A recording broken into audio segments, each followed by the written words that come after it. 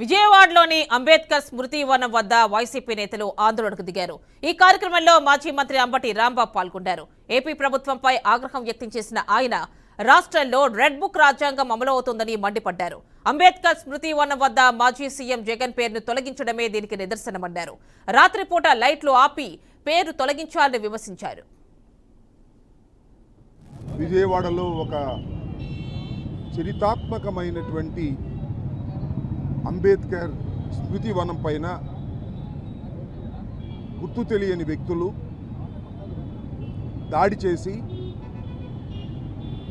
ఎవరైతే అది ప్రారంభించారో వైఎస్ జగన్మోహన్ రెడ్డి గారు ఆ రోజు ముఖ్యమంత్రిగా ఉండి ప్రారంభించారో ఆయన పేరుని సుత్తులతోనూ రాళ్లతోనూ కొట్టి వాటిని చెరిపేసేటటువంటి ప్రయత్నం చేయటం అనేది చాలా దురదృష్టకరమైనటువంటి సంఘటన.